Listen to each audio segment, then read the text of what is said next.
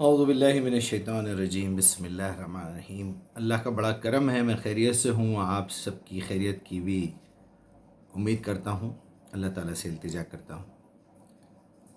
جیسا کہ آپ لوگ جانتے ہی ہیں کہ قرآن کا سہارا میرے ساتھ ہمیشہ موجود ہے، میں ہمیشہ قرآن کے ساتھ رہتا ہوں، قرآن کا فہم، قرآن ہی میرا اوڑھنا بچھونا ہے آج کل کے محاورے کے اعتبار سے۔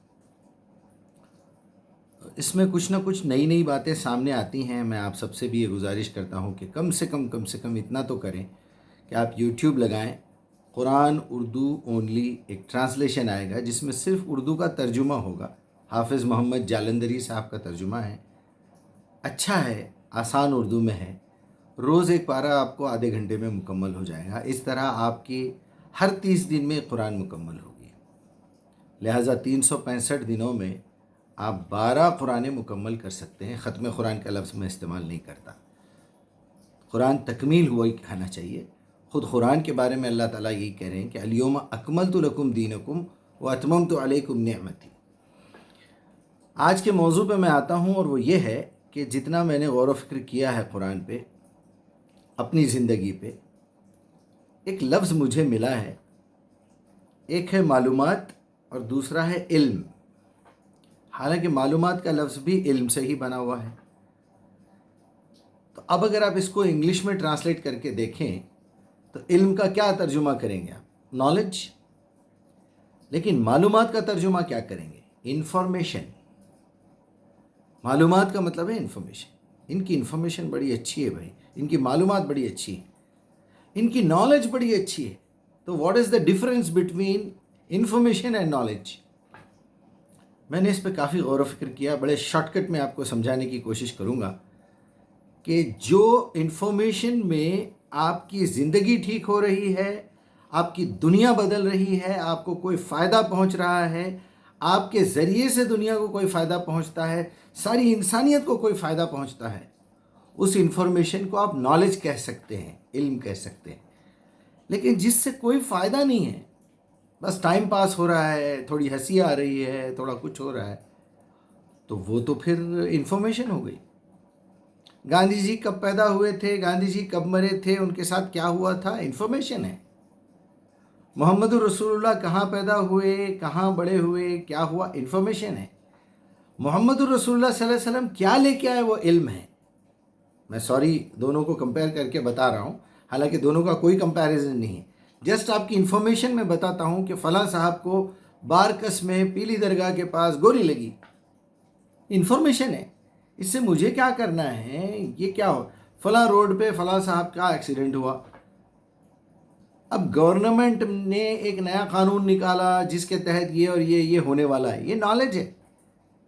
اس سے آپ کو یا تو وہ انفارمیشن آپ کو بچانے کے لیے ہے، یا آگاہ کرنے کے لیے ہے، یا آپ کو نیند سے جگانے کے لیے ہے۔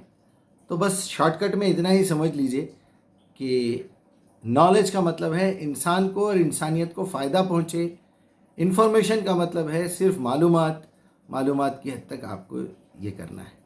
تو اگر آپ کو صحیح علم حاصل کرنا ہے، پوری کی پوری دنیا کی بہترین انفارمیشن سے بہترین نالج اگر نکل سکتی ہے تو وہ قرآن مجید ہے۔ اس قرآن مجید کو سمجھنا، اس پہ عمل کرنا، اس کو دنیا تک پہنچانا، یہ پوری انسانیت کو جہنم کی آگ سے بچانے کے برابر ہے۔ تو سب سے زیادہ فائدہ کس کا ہوا؟ اسی بات کو اللہ سبحانہ وتعالیٰ نے تعریف کر کے کہا، وَمَنْ أَحْسَنُ قَوْلًا مِّمَّنْ دَعَا إِلَى اللَّهِ۔ ساری کائنات میں وہ ایک آدمی سب سے بیسٹ ہے، اور اس بیسٹ آدمی کی دی بیسٹ بات کیا ہے؟ وَمَنْ أَحْسَنُ قَوْلًا مِّمَّنْ دَعَا إِلَى اللَّهِ، جو اللہ کی طرف بلائے۔ اللہ کی طرف کیسے بلائیں گے آپ؟ وظیفے سکھا کے بلائیں گے، جہنم کی آگ سے ڈرا کے بلائیں گے، کیا کریں گے؟ بھائی اللہ نے حکم دیا ہے، اس کتاب کو دوسروں تک پہنچا دو۔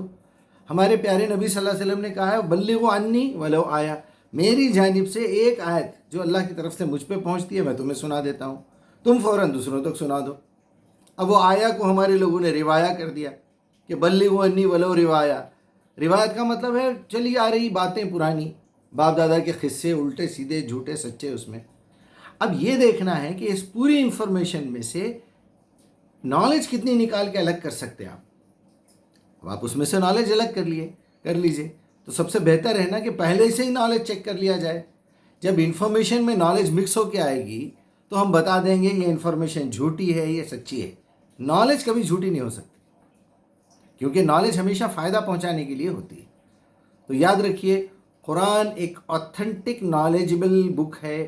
آپ کو کوالیفائڈ بنانے کے لیے, آپ کو ایجوکیٹڈ بنانے کے لیے, آپ کو جنت میں لے جانے کے لیے, دنیا کو کیسا بہترین طریقے سے استعمال کرنا ہے, اور سب قرآن میں ہے. وہ لوگ آخری درجے کے شیطان ہیں, ابلیس کے بھائی ہیں, جہنمی ہیں, اللہ کی نظر میں منافق ہیں, ریجیکٹڈ ہیں, شیطان ہیں, ابلیس ہیں, دشمن ہیں, غدار ہیں, جو قرآن کے بارے میں یہ کہتے ہیں قرآن ہم نہیں سمجھ سکتے, قرآن علماء کا کام ہے. یہ سب باتوں میں مت جائیے. قرآن نیچے رہے تو ہم اوپر نہیں بیٹھ سکتے, پیر ادھر نہیں کر سکتے, یہ ایسا نہیں کر سکتے, یہ سب بیکار کی باتیں ہیں. قرآن آپ کے رب کا کلام ہے, اس کی کتاب ہے, وہ آپ کی ہدایت کے لیے آئی ہے, اور آپ کو دنیا کی گندگیوں سے بچانے, اور اگر وہ گندگیوں میں آپ آ گئے ہیں تو وہ اینٹی وائرس ہے, اور جنت میں جانے کا آپ کے لیے گیٹ پاس ہے. اگر آپ اس کے ساتھ لے کے چلیں گے, اس کو پڑھیں گے, سمجھیں گے, تو انشاءاللہ کامیاب ہوں گے. اسی کے ساتھ میں اللہ تعالیٰ سے التجا کرتا ہوں کہ میں نے جو کچھ بھی صحیح بات کہی ہے اللہ ہمارے آپ کے دلوں میں اس کو راسخ کر دے, دماغوں میں سیو کر دے, لوگوں تک پہنچانے کی توفیق عطا فرمائے, اور اس پہ عمل کرنے کی ہمت دے. اگر میری زبان سے کوئی بات غلط نکل گئی ہے تو اللہ تعالیٰ اسے معاف بھی کرے, ہمارے دلوں سے اس کو ڈیلیٹ بھی کر دے, اور جو ہے ہمیں اس کا ادراک دے دے کہ ہم نے کیا غلطی کی ہے, تاکہ دوبارہ نہ کریں.